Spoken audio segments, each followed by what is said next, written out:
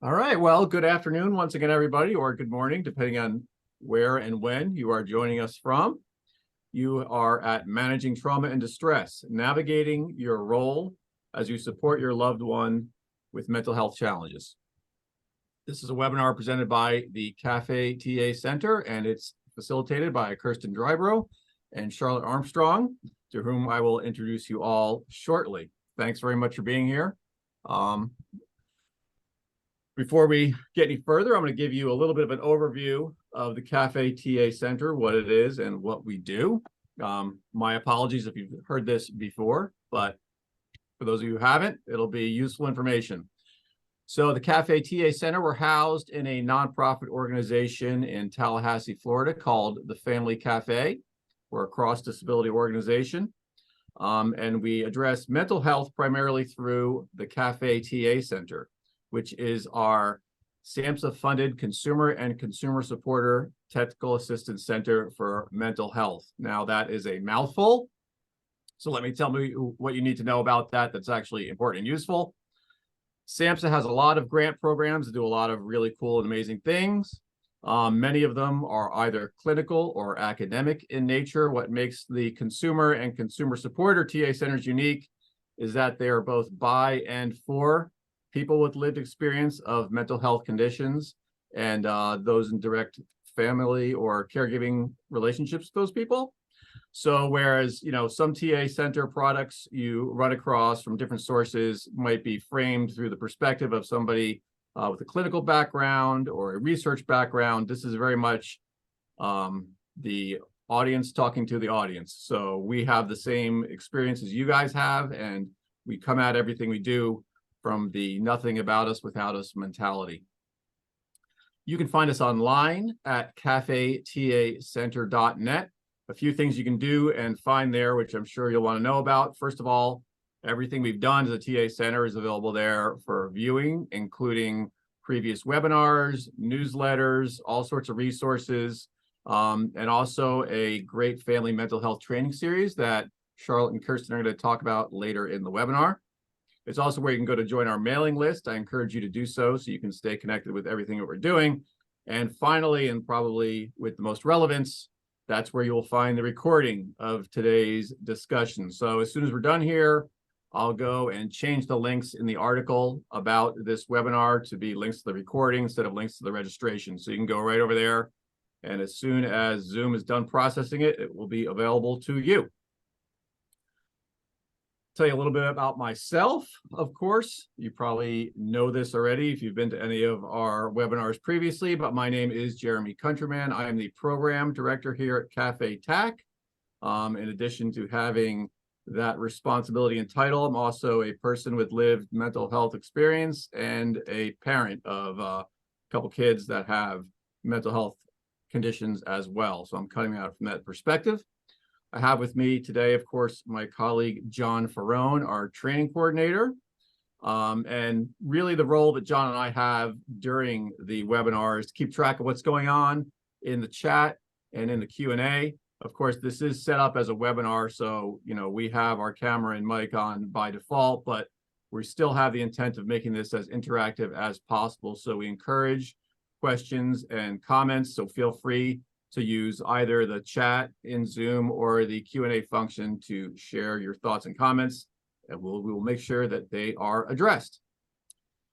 So assuming that I remembered everything I was supposed to say and haven't forgotten a single thing, I will now welcome our facilitators, Kirsten and Charlotte from Robin Priest Live Your Truth. So welcome to both of you, and I'll hand it over so you can facilitate today's conversation.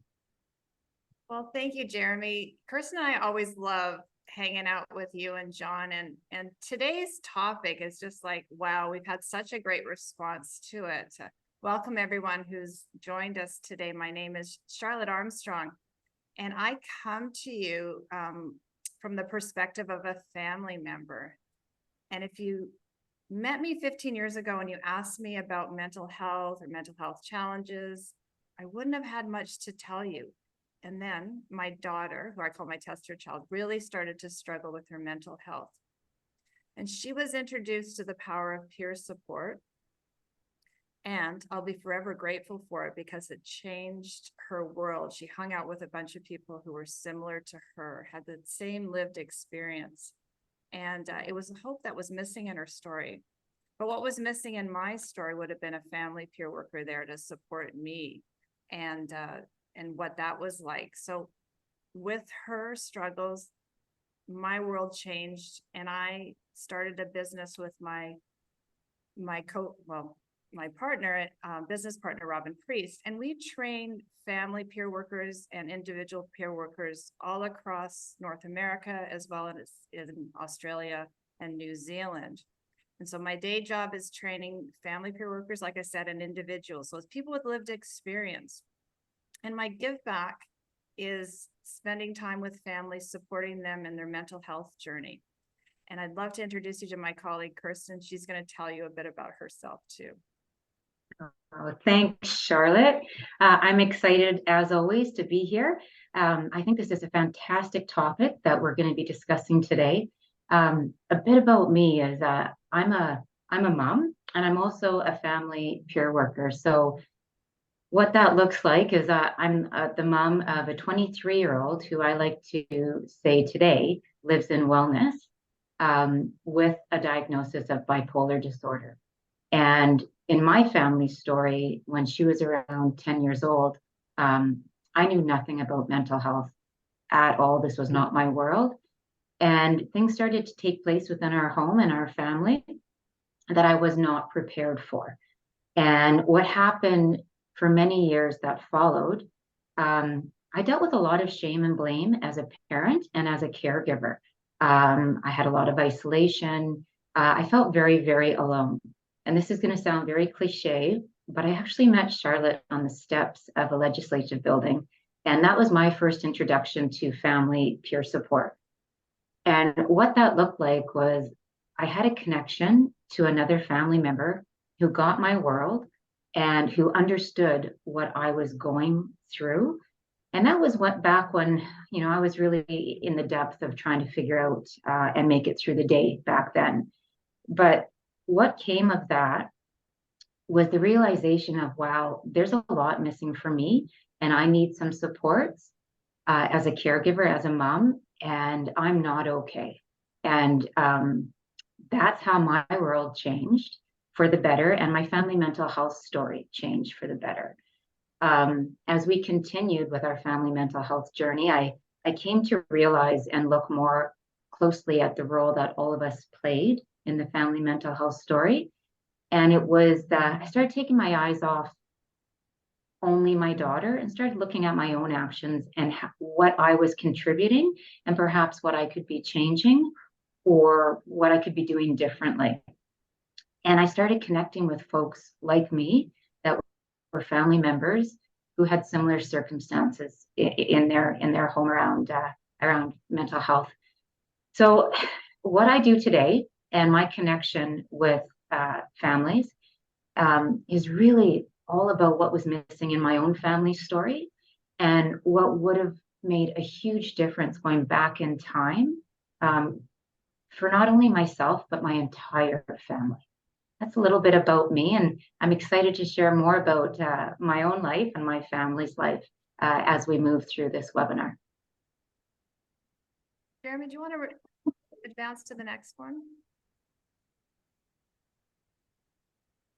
So we're talking about the family peer support, and I wanted to define what family is. So family to us is whatever family is to you in front of us. So it could be a family of origin, or it could be a family of choice. So when we talk about family, it's really whatever that is defined to you. And I also wanted just to mention, like, we're not coming from that clinical perspective. We're coming from that lived experience that Jeremy had mentioned early on. So everything we talk about is just through our own lived experience and that of supporting other families. Jeremy, the next slide, please. The parallel process. This is something that's really near and dear to my heart, and Charlotte and I in the work that we do refer to the parallel process often.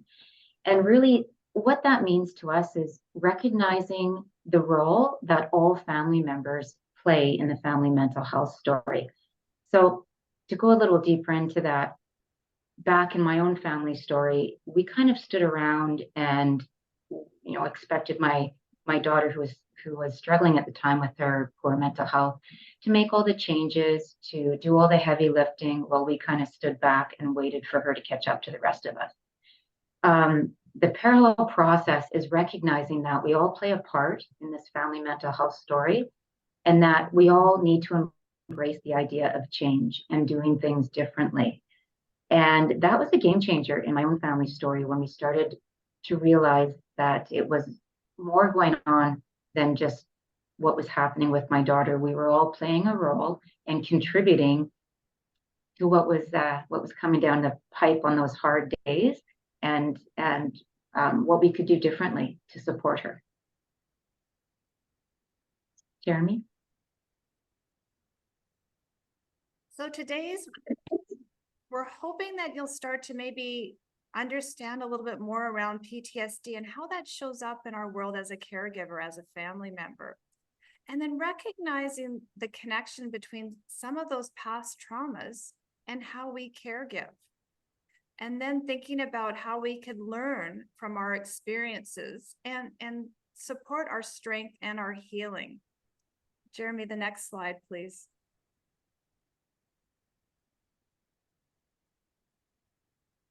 So before we get too far into today's webinar, I apologize if you can hear my cat meowing. Perfect timing. They want to get up on my lap. I apologize. First off, I want to really define what trauma and distress means for Charlotte and I, and what it means in the context of caregiving. So when we first think of trauma, when it comes to caregiving, it's that when an event or a series of events causes stress or long-term stress. For a caregiver, well, I'm going to back up a little bit before I go on too far. I want to talk more about trauma. What trauma means to one person in your family might mean something different to another person in your family. And to take that even further, an event that happens within a family may have the effect of trauma on one person, but that same person who experienced it does not have that same significant effect. Trauma can be something that happens personally to you, or it can be something that you witness. Typically, for a caregiver, it's something that impacts your own mental health.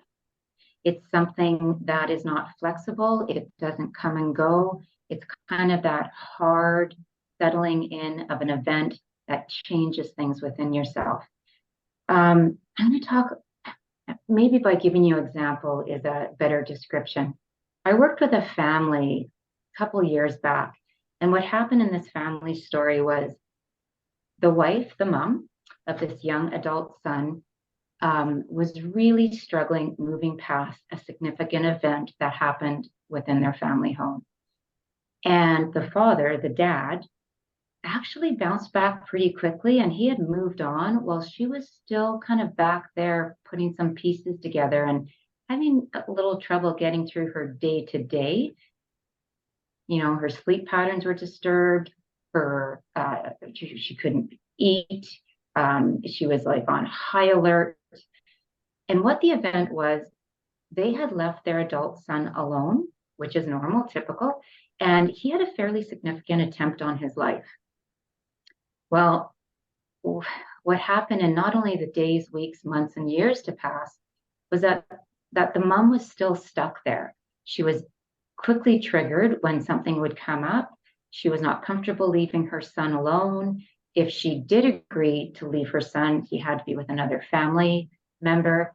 And the dad witnessed the same, in sync, witnessed the same event with his wife. And he came out of that kind of doing okay. He was okay. So my point of sharing this story with you is trauma affects every person differently. So what might be traumatic for one might be something that another person moves quite quickly through. Trauma is something that can also be built up chronic stress as a caregiver, that event after event, month, year after year, those heavy, hard things, well, that can kind of build up and kind of lay in as a bit of trauma as well. That means, again, that it's not fluid. It settles in, it affects your day to day. You're not quite the same person who you were. Again, it could be your sleep patterns. It could be you're isolating. There's a lot of things that can come around with what those symptoms are. And we'll talk a little bit more about that. Now, moving on to distress. When we think of distress in context to a caregiver, distress still, it's those really hard times. It's those extreme feelings of anxiety, sadness, perhaps loss of hope, fear of the future. But they're kind of more like a wave. So they can kind of come in and you can go through extreme feelings of distress. But you know what? You can kind of ride that wave and it can leave until it shows up down the road again in some form of another, perhaps. But it's very different to that trauma. Before we move on, I also wanted to let you know that both Charlotte and I self-identify of having caretaker PTSD. And maybe I'll let Charlotte talk first about how that shows up in her world. You know, I was, as you were talking, Kristen, I was going back in time and I was thinking, oh man, I wouldn't have identified it as PTSD. I wouldn't have identified it as trauma or distress. It was just part of caring for my family. And yet I was just a bag of balled up nerves and stress. And I too was very fearful that my daughter was going to do something to take herself off this planet. And I used to just cringe every time she left the house. And she would be in a fine, her mental health was fine that day, but I was just building it up that it wasn't going to end well. And it got so bad that I actually texted her anytime that I didn't know where she was, are you alive? And what was the message I was giving her back? But that was my fears, that trauma piece. And then I was putting it on her and she's like, Mom, I'm just at the gym. But I hadn't heard from her in 15 minutes. And I was thinking back to Kirsten that, oh man, I used to take Tums like crazy. I had such a nervous stomach because I was so fearful of what was going on with her. I was so scared. And yet I wouldn't have recognized that it was trauma or PTSD or whatever you defined it. I just would take it as this was my role as her mom. Thanks, Charlotte. And before we move on, I'm just going to share a little bit of what that looked like and how it showed up in my own family story. And I too, it was after years of traumatic events and chronic stress. And I thought I had broad shoulders. Don't worry about me. I can take this. I only really need 3 hours of sleep a night. And I was fooling myself back then. If you would have tried to have a conversation with me about my own wellness, I was closed to it. Don't worry about me. But what my life looked like was I quit my job. I lost some relationships. I spent far more time within the walls of my home than going out. I was full of dread. Myself, I ended up going on antidepressants and anxiety meds. My body started to break down. I got extreme frozen shoulder, which if you've ever had it, it's horrible, which lasted about 2 years. And I often think back to, God, I wish I had that true peer support, that lived experience back then of someone to connect with, because I didn't see it. I didn't see it at all. And not only did I not see it, I was showing up as a supporter, as a caregiver to my daughter and the rest of my family in a fractured, broken version of myself that was far from my best. And ironically, that role was really, really important to me, to be there for my family. And I wasn't 100% there. And that's one thing that I really wish, that's the conversation today. The me of today wishes I could have had with the me of about 9 years ago. That could have been a game changer. Yeah. Jeremy? Um, a quick question from something that came up in the chat, and I'm just bringing it up now because it seems kind of relevant to the conversation about trauma and distress. At the beginning of the slide, somebody asked whether you operate from a trauma paradigm or a biomedical paradigm. And I think, after having gone through the slide and heard what you said, it's pretty clear that you're coming at this from a trauma perspective. But I just thought it'd be interesting, and not to go on too much of an aside, because it could be a whole topic unto itself. But can you just really quickly kind of summarize how you think about a trauma paradigm or a trauma-based approach versus a biomedical approach? Like, what do those two terms mean to you, and how do they sort of compare and contrast? Do you want to take that, Charlotte? For us, we always come from the belief that, anybody that we're working with, there's some form of trauma that they're coming to us with, whether they identify, I'm just trying to think. We come from the perspective of people with lived experience. And so it's really how they define the trauma for them and how we support them through that. So it's an approach for us of supporting with understanding and thinking about, I'm actually stuck on this one, Kirsten, because I've never had such a clinical way of asking. And I think that's where I need a little bit more just help on this one, Jeremy, too. Yeah, I'm with Charlotte. We, in our role as peer workers, family peer workers, we consciously try to avoid the clinical terms. So this one actually has me a little stuck, I have to be honest.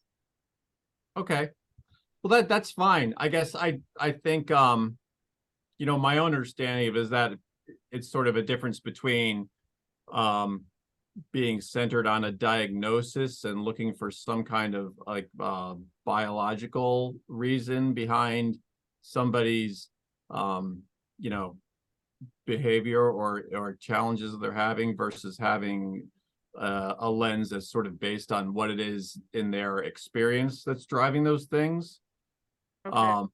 So, I think I know it's a question that is sort of at the heart of a lot of what goes on in peer support. And I think the whole idea of peer support is really born out of coming to things from a trauma lens and sort of asking, what happened to you versus what's wrong with you and that sort of thing. And, it's hard to say, I don't know from our audience, what kind of experience people have had or how much they know about peer support and trauma and the role of lived experience and the way those things kind of think about mental health versus the way they're thought of in a sort of medical model. But really, I think that the idea of peer support and the approach you're talking about is really on the trauma side. And it's about sort of looking at a more holistic experience as opposed to trying to find some kind of diagnostic category and some kind of clinical response just based on a diagnosis. Does that sound sort of in the ballpark?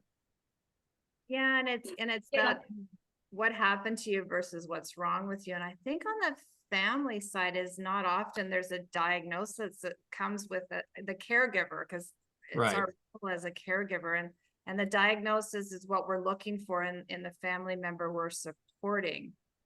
And I think that for me, whether it's a biological or it's a experience related to the trauma, it's really supporting them where they're at and supporting them to take a look at, I hadn't thought of that trauma piece or that distress piece. I was thinking of, was it Jenny who put in, where was her? Yeah, Jenny, when she put in about the emotions and how it can have that physical impact on you. And for many caregivers, they hadn't even thought of that. And we're going to talk a little bit more around trauma as we go along too. But again, it's really from the perspective of lived experience. And when Kirsten and I were creating this workshop, we were talking with a lot of families that we support and asking for their feedback and what they were coming from. And it's again, it's from that lived experience perspective, not so much that clinical side. Okay, well, apologies for the detour, but I thought it was no, important to kind of, Okay. address that since somebody had asked about it. It's a good conversation. yeah. So again, when we mentioned we had been talking, with some of the families we work with, and we asked them what comes up for them when they think of trauma and PTSD, and what were some of the signs for them. And this is just kind of some high level that we wanted to put into a slide so you could start to think about, hey, maybe there's some of this happening for me and I hadn't really thought about it. So that heightened alertness for me was, oh my goodness, my cell phone was on 24/7, full charge, always close in hand. I never was within about an hour's drive from where my daughter was. Again, heightened alert. Couldn't go to a movie and put my phone on vibrate because I just didn't want to not be able to reach her in case she needed me. And thinking about, some of these other ones, the loss of self-confidence showed up in my world too, because I was giving myself that bad mom label, wasn't doing all I could do for my child. And I started to doubt lots of things about me, and it started to show up in my work as well. The intrusive thoughts was, I was going worst case scenario 24/7. This wasn't going to end well. And it was having a huge impact on my physical health too. Started getting heart racing, heart palpitations, clenched jaw. All these things started to show up. And yet I wouldn't have told you that I was struggling. I got this. I'm a mom. I got to do what I can to keep my child here. Kirsten, you want to talk on this list? Yeah. Well, this brings up lots of thoughts for me as well. And yeah, and right now it seems so obvious as we look back to what we were experiencing. But again, at the time when I was experiencing, that heightened alertness, I felt like if I took my eyes off the ball, something horrible would happen that we couldn't come back from. And that typically was my thought of my daughter being successful at an attempt on her life. Oh my gosh, I could not sleep, or if I did sleep, maybe a couple of hours at a time, and then my brain would wake me up and my intrusive thoughts would come in. And ultimately the depression and anxiety that came in and really affected my day to day. Doing simple tasks, simple tasks that were part of your normal life years ago, that I wasn't able to accomplish. Getting emotional if here's an example, I'm kind of rambling, but I remember being in a grocery store, and I lost my keys. And I was overwhelmed and I broke down and I was weeping because I lost my keys. And I was so embarrassed, and I couldn't have a conversation with the clerk at the grocery store. And that was a big aha moment for me. I just had nothing left in my tank. And the me before becoming a caretaker for my daughter and before mental health challenges entered her world, I mean, that would have been no big deal at all. I would have handled that without thinking twice about it. But yeah, and another thing I want to touch on, isolation and emotional detachment. It was easier to stay home and to isolate than to connect with people and pretend that life was okay, to pretend I could engage in conversation. That emotional detachment showed up, and I just want to touch on this one because I didn't realize what it was at the time. But it showed up in the way of, if something happened, a crisis, which often happened in our home, I actually stopped feeling. It felt surreal, and I was almost a little removed from it, and I stopped feeling and reacting to it. Very, very strong sign of I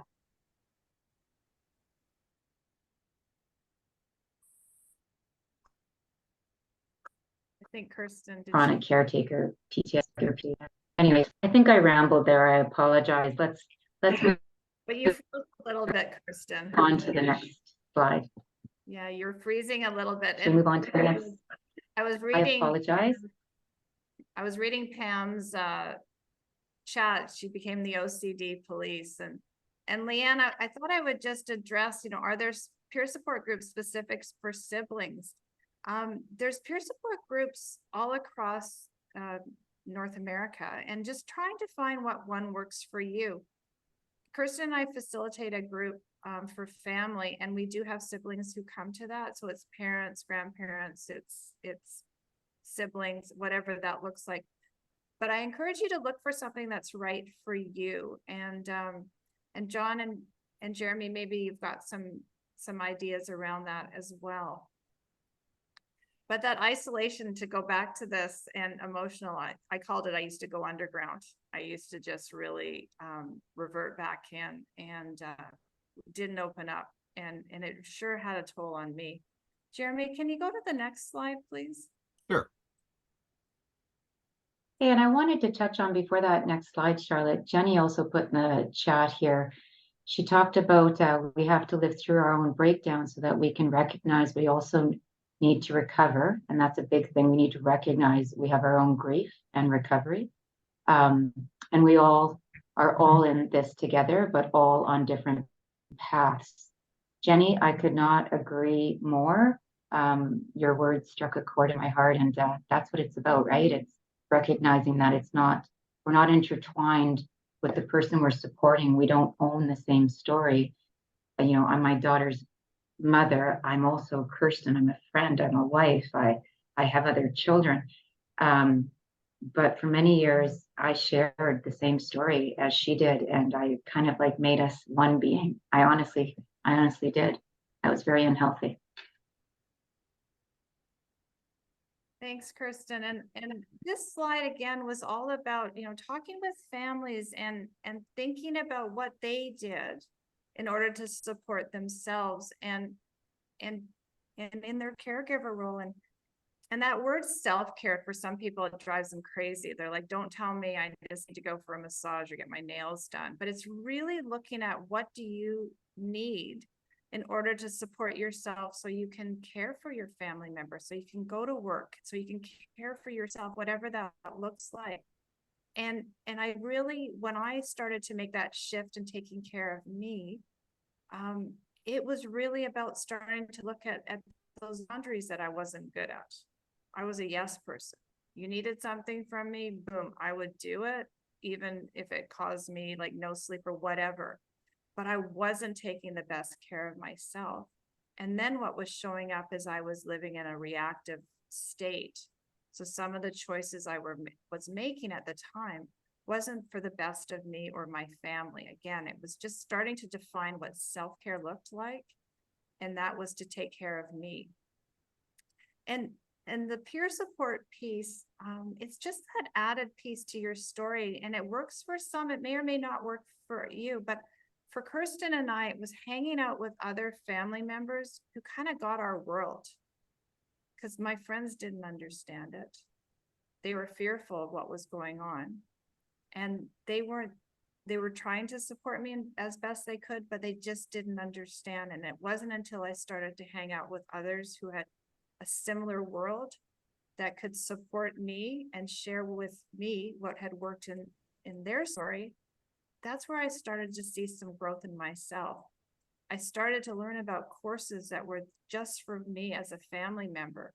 I was so busy taking courses to save my daughter, but these were some things that I could do to support myself. There was books they were handing me to say, hey, this might work for you. Made huge difference in my recovery story. And when I talk about my recovery story, it's thinking of what I needed for myself to support me as I supported the rest of my family. The time management was a big one, because I was 24/7, whatever my daughter needed, at the detriment of my work. She called, she needed something, I went. And I started to say to her, hey, listen, I'm just in a meeting. I need a couple of hours.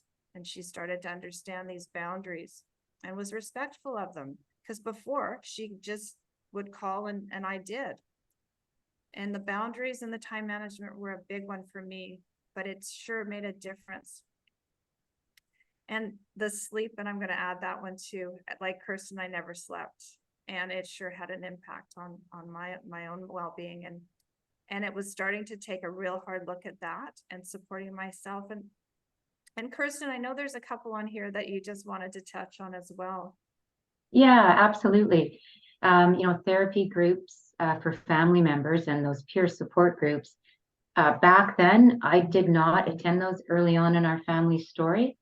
And my connection with Charlotte made me realize how important it was to connect with someone who understood. And that's when things changed. I started hanging out with Charlotte and some folks that got my world in support groups. Physical activity. Now, we don't mean everybody has to get a gym membership and go crazy. But getting out and having a walk, getting some air, whatever that looks like to you, it's important. Our wellness is important as well. If you can avoid isolation, that's a tough one. That certainly was a tough one for me. And the way I look at avoiding isolation is I really encourage people to think about that one person in their world. Doesn't have to be a family member, but that one person who you think you could share with if you haven't been sharing the reality of your world as a caregiver. And start connecting and talking about it, debriefing. That I guarantee will be a game changer if you're keeping everything very quiet and closed.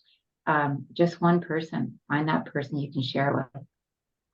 If you can, try to do things that fill your heart, maintain those interests.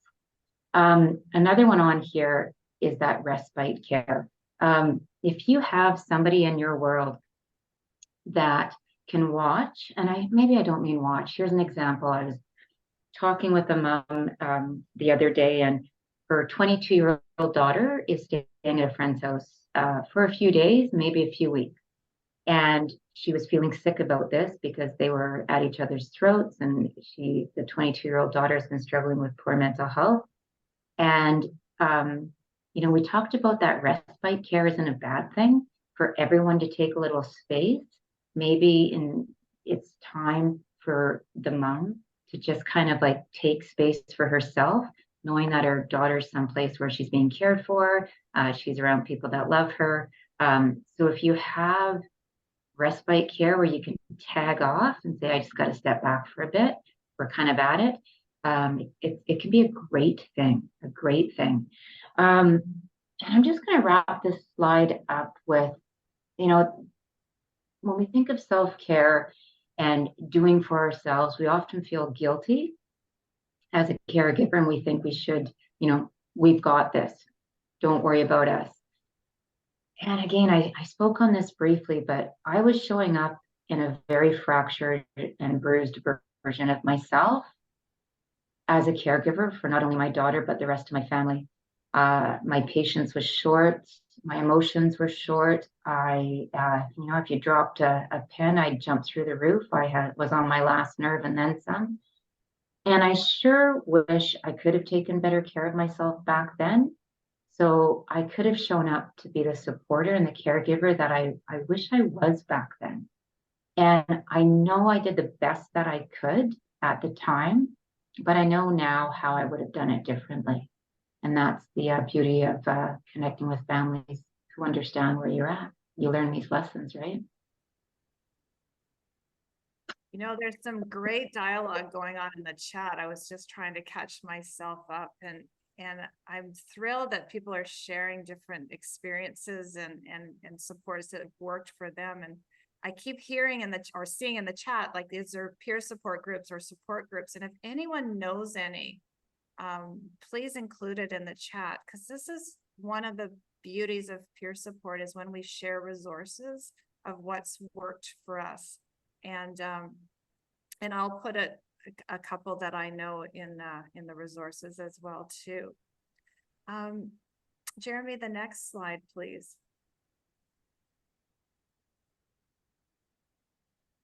So that profound connection between caregivers' past traumas and their role as a present day caregiver, right? I want to touch on two things here. When we talk about the profound connection between a caregiver's past, we're talking about twofold. There's those experiences and perhaps traumas that we had in our own childhood, our own life experience prior to stepping into the role as a caregiver. And then there's also the trauma of a caregiver that has taken place over time. It might be chronic stress that's built up, many events, or it might be one very significant event that has had this true effect on you. So Charlotte and I realized today that it's so important to make that connection between the caregiver's past traumas and how they want to show up for the person they're supporting and the rest of the people in their life today in their role, right? And I'd like you just to take a few seconds, if you can, and just kind of ask yourself, how do you want to show up for the person you're supporting and the rest of the folks that you care about in your world? Like, who do you want to show up as? What version of yourself? And that might answer some questions for you on your next steps in caring for your own well-being as well. Hey, Charlotte, did you want to add a little bit here? I was thinking of that twofold part, and one of the things that came to mind for me is thinking about my childhood and other childhoods of families we support, and my daughter, like I mentioned, who struggles with her mental health. I was thinking that she was going to turn out like other family members, and I was so fearful of what that was going to look like. I was putting that on her. So what do I mean by that? Well, my parents both struggled with alcoholism. And as my daughter struggled with her mental health, and she was trying different things to support her mental health, meaning she was trying drugs, she was trying alcohol, I immediately was she's going to turn out like my parents. And I don't want that. And the stress of thinking about that and putting that on her was having a huge impact, not only on myself, but on her as well. She's like, Mom, I'm not doing that. I'm not going to be like that. And it wasn't until I started to work through what that trauma was for me and how that was showing up for her. And I had to do some work on it. And it took some time, but I had to readjust that narrative that just because it was in my family doesn't mean it was going to continue with my daughter. And I mention that because sometimes us as caregivers are so fearful of the future because of things that have happened in our past, that when we can stay grounded and stay present and work on that, we've got a better shot at that future. Because I was so putting it out there that it wasn't going to end well based on stuff that had happened to me in the past. And I'm happy to say she's 28, getting married in 2 weeks. And I wouldn't have thought that 15 years ago.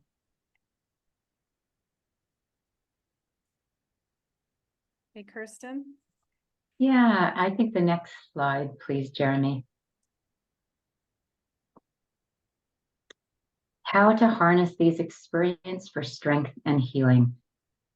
Well, I think it's no secret that hard things, difficult times is the only way you're going to build resiliency.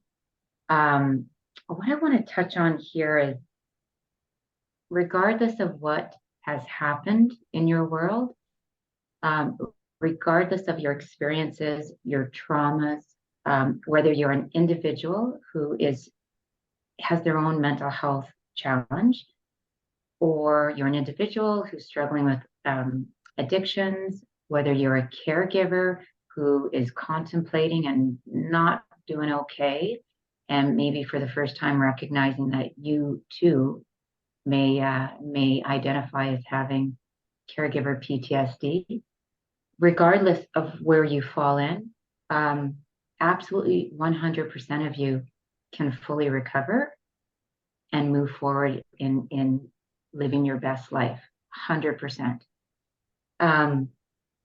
It's kind of recognizing, that's one of those first steps, recognizing where you're at for me.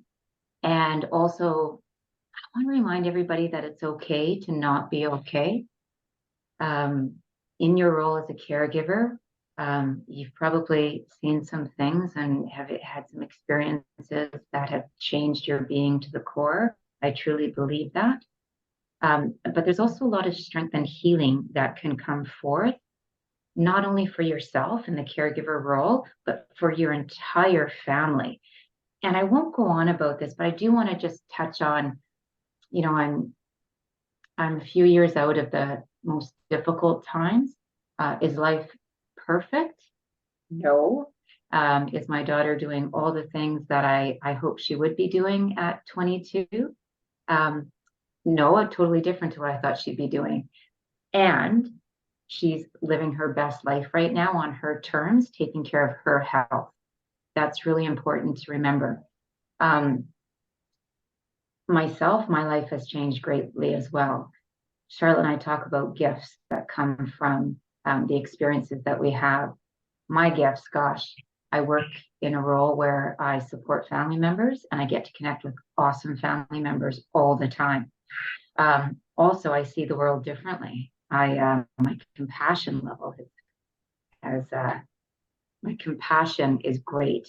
The way I look at the world, my gratitude is immense. So believe it or not, the experiences that you have, there are some positive things in there that you're going to think about one day and realize they have changed you for the better. Do I wish that we had never experienced as a family what we experienced, and that my daughter, perhaps didn't have that diagnosis of bipolar? Absolutely. But I also know I wouldn't be the person I am today because of it. I'm going to pass it off to you, Charlotte.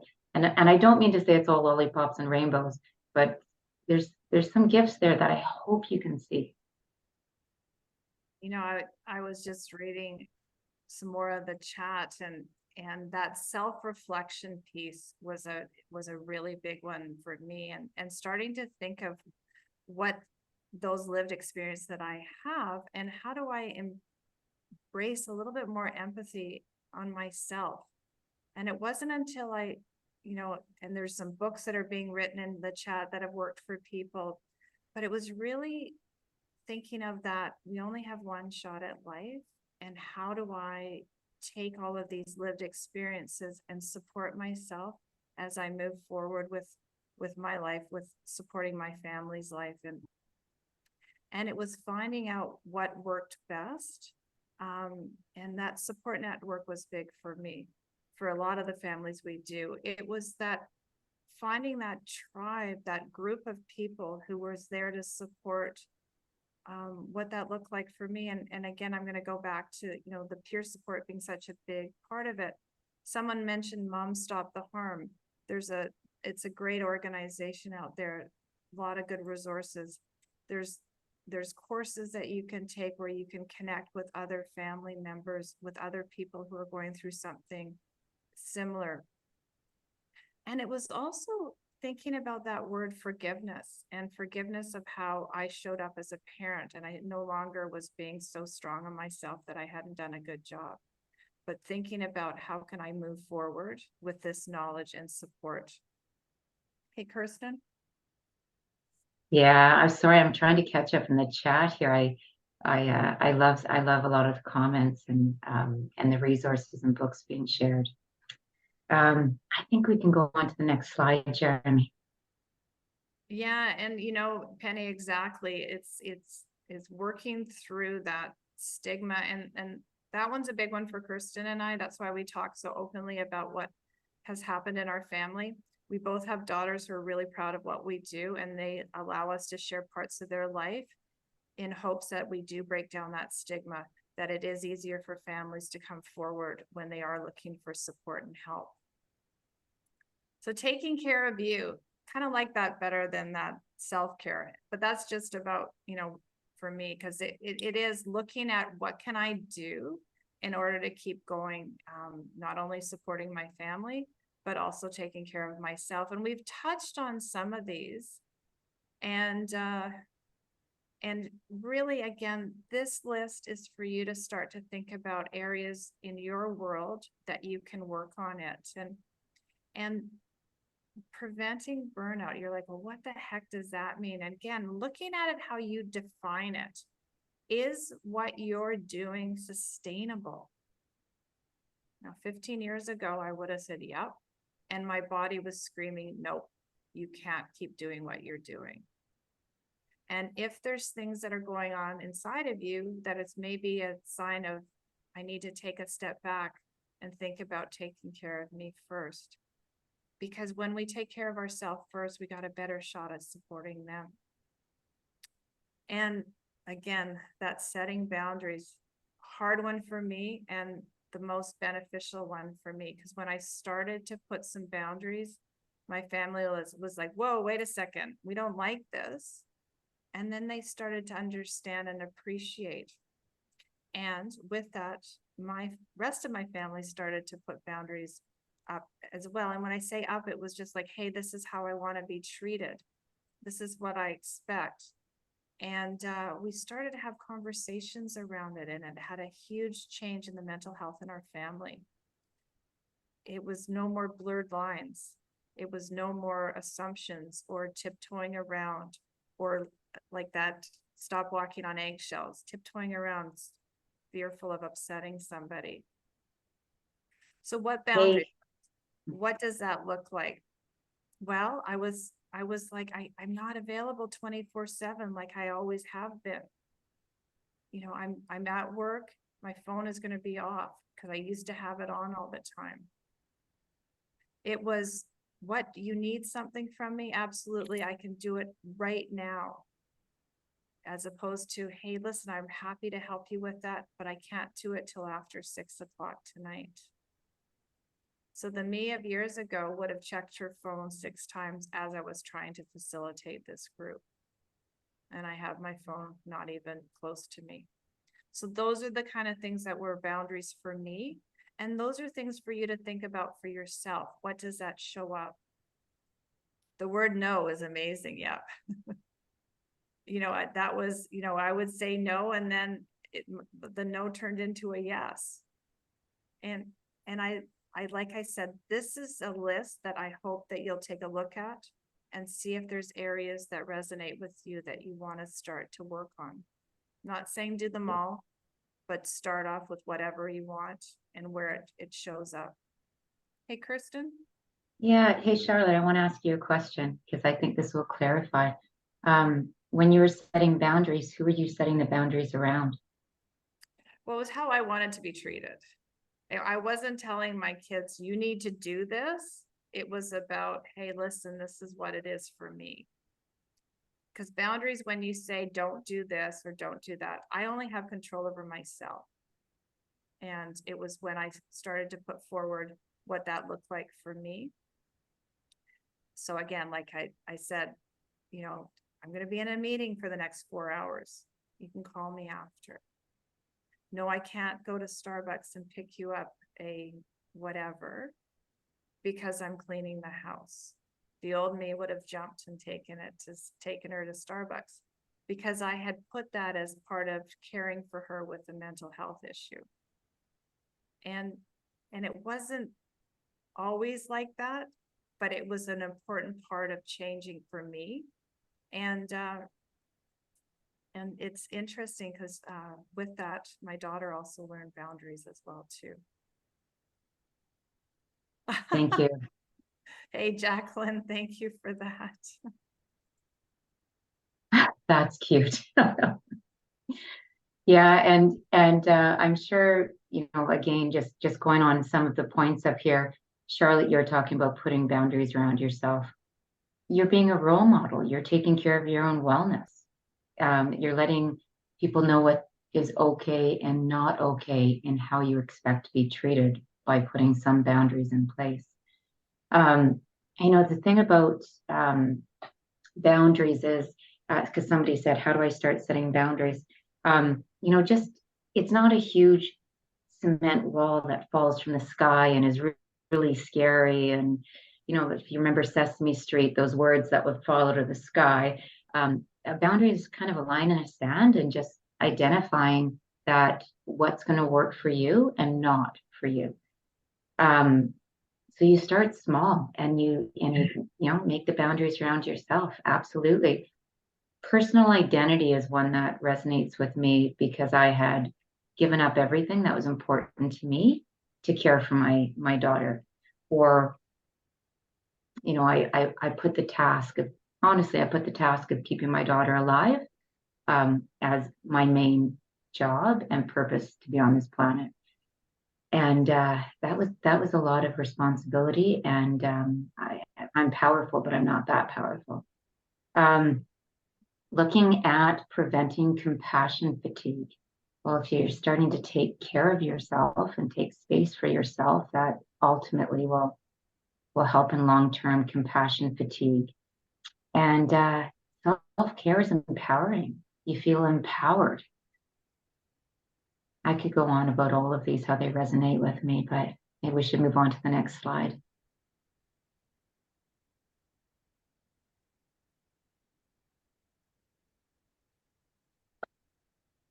These comments are fabulous. I keep getting distracted as I read them.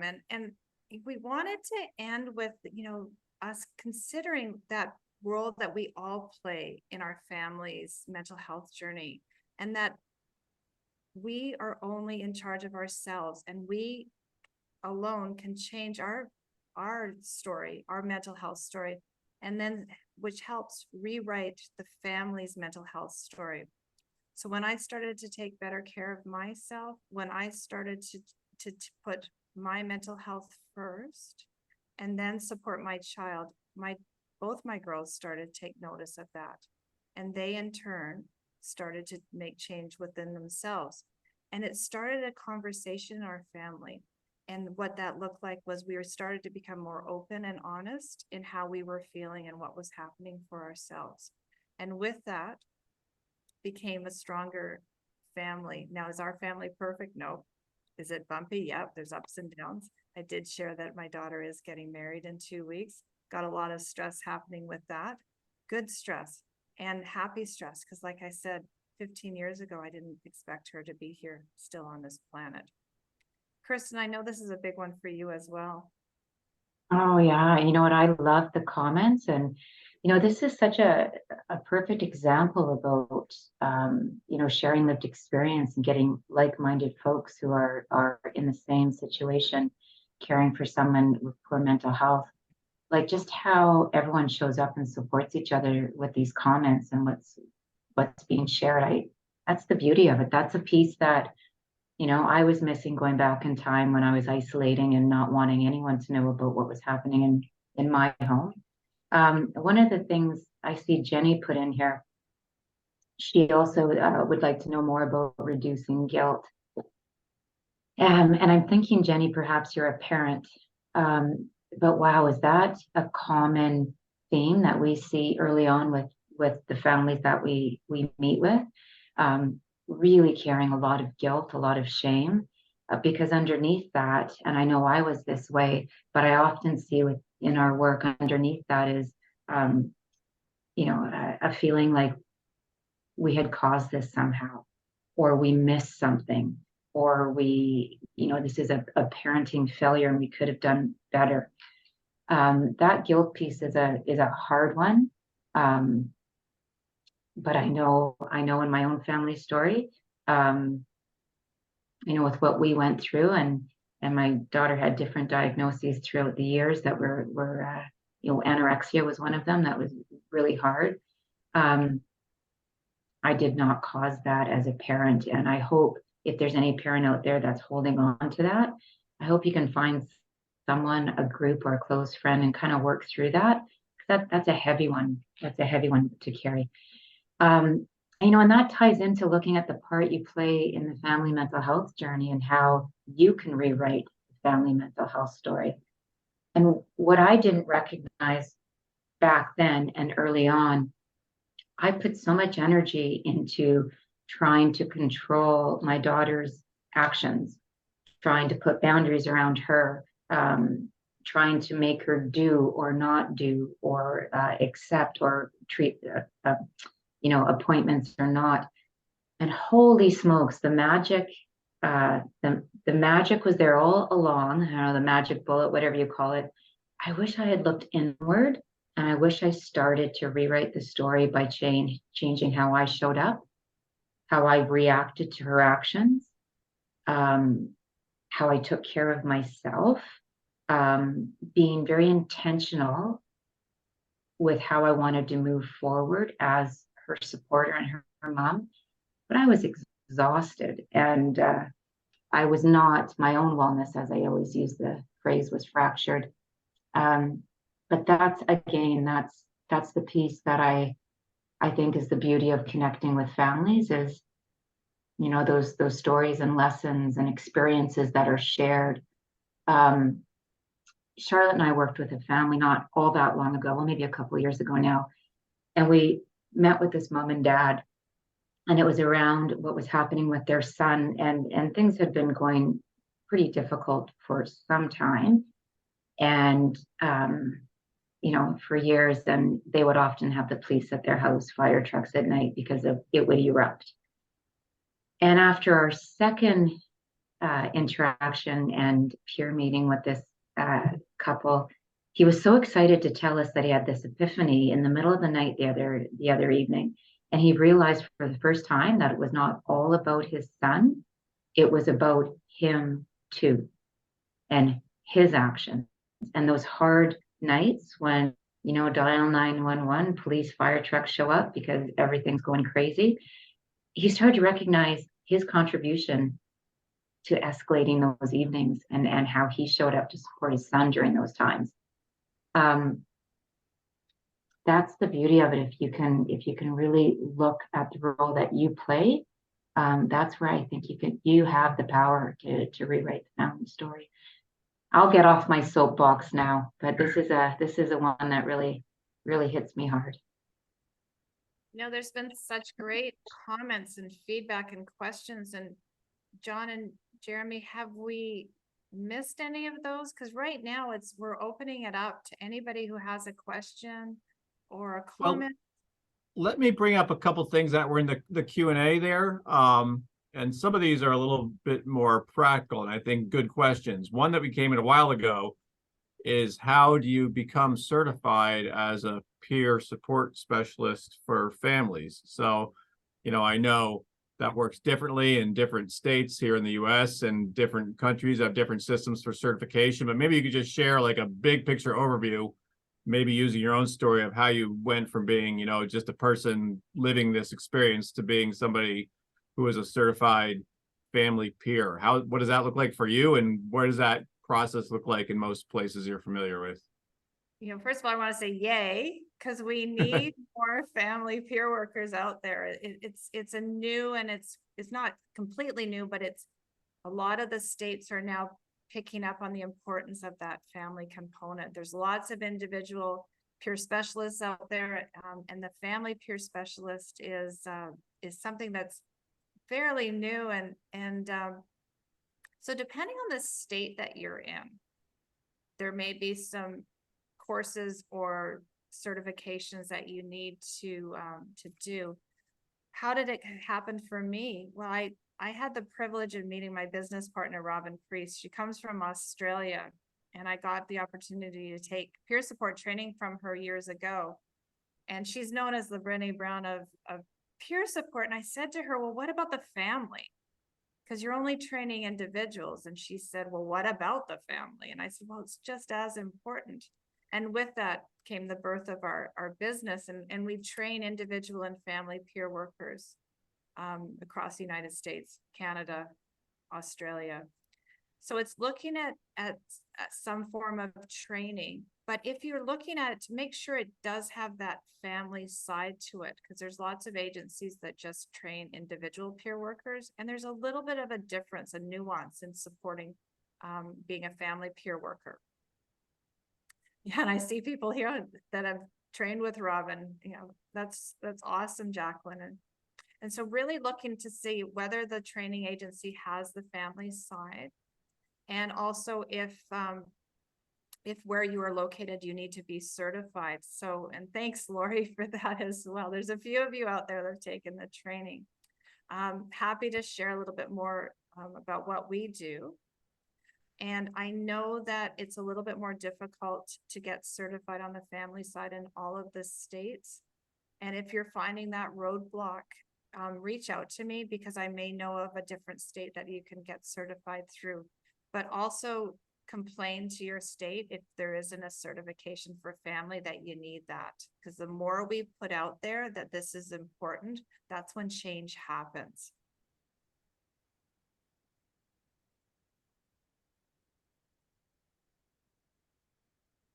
So here's another question, and this is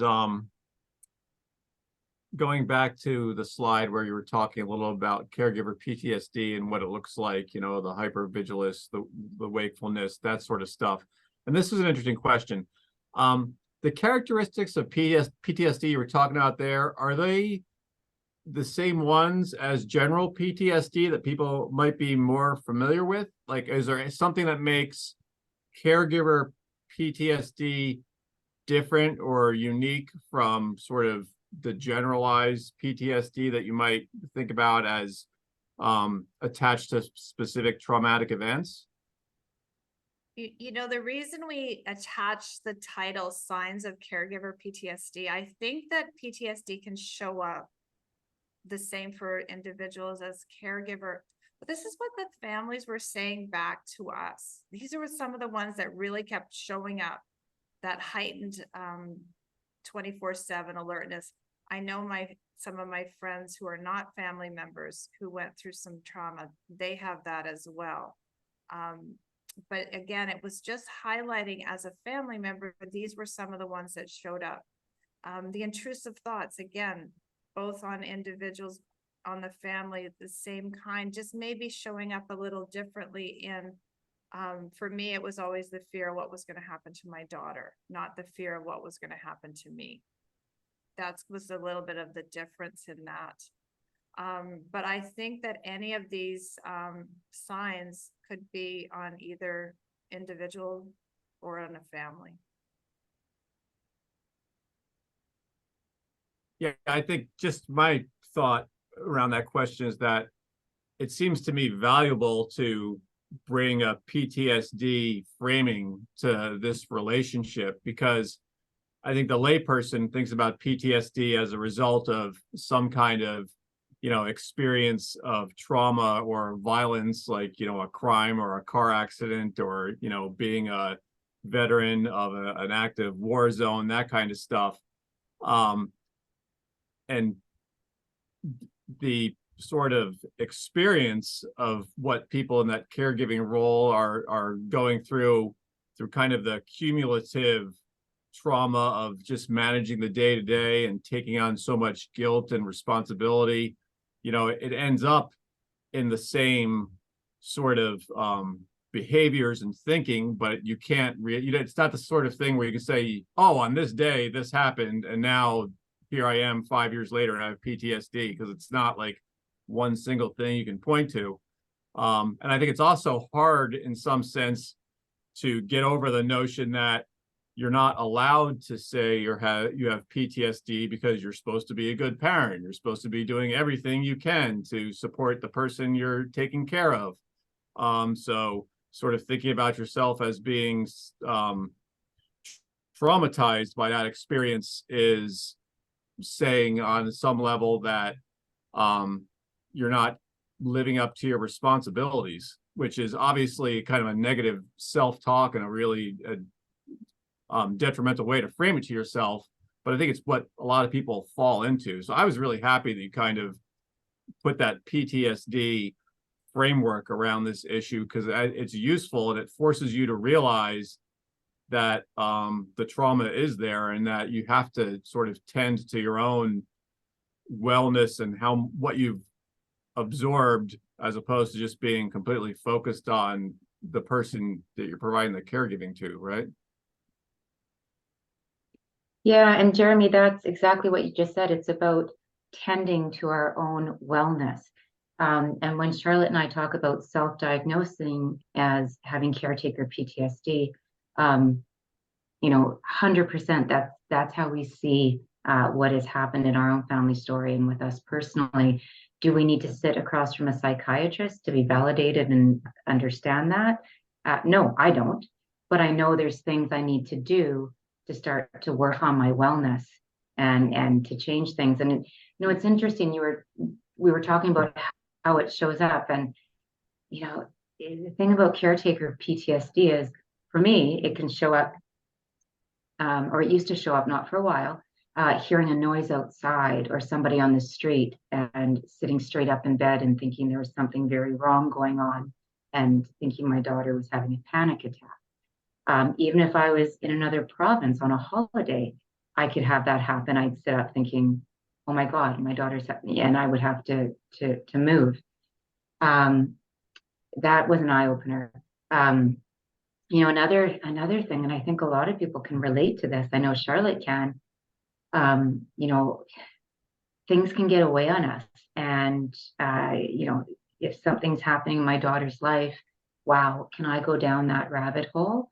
And if I can't get a hold of her and I'm worried about her and she goes silent for a while, well, subconsciously, I'm already thinking of funeral arrangements. It's terrible, but I can go back.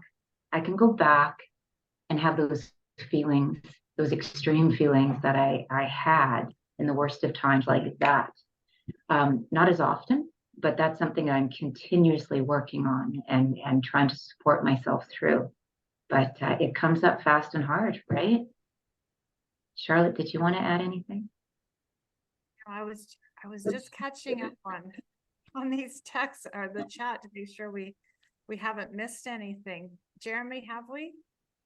Well, I just wanted to highlight something really interesting that I just saw from our friend Jenny, who's a researcher and a parent who's joining us from the UK. And one thing she said she found in her research is that some of the caregiver distress she's witnessed can come from relationships with mental health service providers, that thinking about how you think about yourself and how you're doing in relationship to what's going on in those clinical relationships between you and the clinical caregiver for the person in your life is also something you kind of need to bear in mind. I know that's sort of a whole other angle, a whole different facet of this experience, but that is an interesting one to me, and I think one worthy of mentioning. I think as caregivers, people internalize a lot of things about what they should be doing and sort of whether they're doing a good job or a bad job. And there's baggage that comes from all different places when you're kind of trying to decipher how you ended up thinking what you think. And I hadn't really thought about it until Jenny mentioned it, that one of the places that stuff comes from is interfacing with professional caregiving systems. Is that something you guys have seen in your experience as family peer supporters? And you have any kind of thoughts about how to manage those relationships in a way where you're sustaining your own wellness and sort of taking advantage of that expertise at the same time? I was thinking of a couple of stories as you were talking, Jeremy. One of the things we've done in our supporting families is role playing, because they get themselves so worried about how to communicate with the clinical staff that they're tongue-tied in how to articulate what they wanted to come across, and just supporting them in working through what they were going to say, supporting them. I've even actually gone with parents to the hospital just as a support, because it's just become such a daunting task for them. And I've had, I was just reading one of the, I had a really negative experience once with a psychiatrist who was treating my daughter, and it had a huge impact on me. And one of the things that also came from that is he's done some great work with other families that I've supported. So I had to sit in my own discomfort in supporting families who had that positive experience with him and not pushing, what I thought of him. But what I can say is that if there is that trauma piece around the clinical side, if there's some support networks that you can utilize, whether it's, role playing, talking it through, having someone go with you, I encourage you to consider it, because it did make a difference for me. Kirsten, did you want to add? Yeah, and maybe this is a good time to add a little bit of our collateral information that we often have parents think about, and having collateral information. And I'm going to parents, but any family caregivers. Sometimes when we actually get in front of a clinician or an appointment with the person we're supporting, exactly what Charlotte said, we're tired and exhausted. And what can help if you start having a timeline and you have a few copies of it, of things that have happened in the person you're supporting's life that led them to where you are today. And if you can pass that along, it also comes really in handy when we're not allowed or we're greeted by a clinician or some, a service industry, and they don't want to talk to us as a caregiver because we're not the individual. And they're like, well, no, I can't share anything with you. We can't have this conversation.